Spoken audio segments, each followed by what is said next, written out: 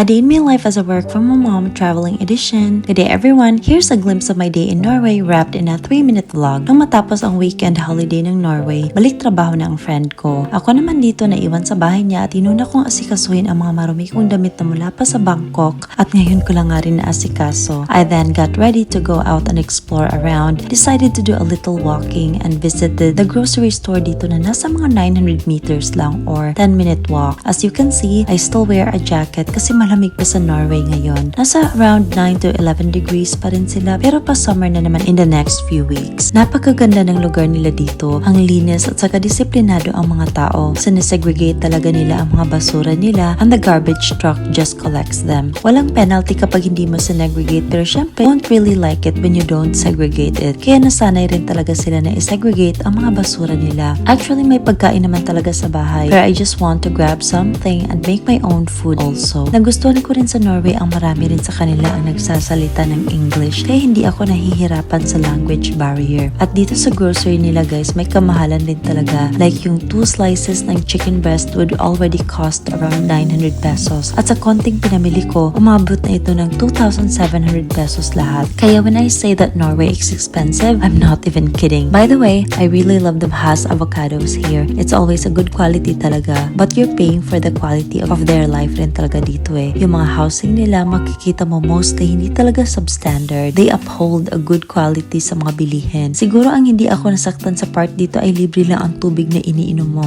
Kasi sa sobrang linis ng tubig nila sa faucet, you can drink it. Tapos pwede mo pang i-switch to cold. So parang may cold distilled water ka na. Anyway, I just prepped my dinner and I had some bacon, tomato and avocado toast, paired it with cherries and the leftover dessert, had some coffee as well. Later on, sinimulan ko na ang trabaho ko at naging babysitter ako sandali sa inaanak ko habang may ginagawa yung friend ko at yung husband niya. Minadali ko nang tapusin ang chores ko today kasi lumabas kami ng friend ko after her work. I paused a bit sa trabaho at nag-request ako ng longer lunch break tapos kumain kami sa labas at tinurunan niya ako dito malapit sa kanila. Pinuntahan rin namin ang lugar kung saan kinasal sila ng husband niya and supposedly dadalo dapat ako sa kasal niya 2 years ago pero that was also the time na kakagaling ko lang pala sa France at hindi talaga nagtugma yung schedule namin kasi umattend ako ng concert ni Taylor Swift and hindi siya pasok sa visa validity ko ang schedule ng kasal niya. Ayun na lang ako bumawi. Tapos pinasyal niya rin ako sa The Atlantic Road at naging fourth wheel ako sa kanila. You can enjoy the beautiful scenery dahil may viewpoint dito at saka libre lang dito guys. Walang bayad kapag namamasyal ka. Marami nga rin kaming nakitang mga tourists sa isang bus na nagpasyal dito na parang galing sa cruise ship. Malapit din kasi dito ang pier kung saan nagsastop ang cruise ship at minsan naglilibot sila ng konti sa mga nearby tourist spots dito. Sandali lang kami umalis kasi kailangan ko pang tapusin ang trabaho ko kasi part-time turista tayo dito, full-time remote worker. So ayun lang muna. Thank you so much for watching. Bye!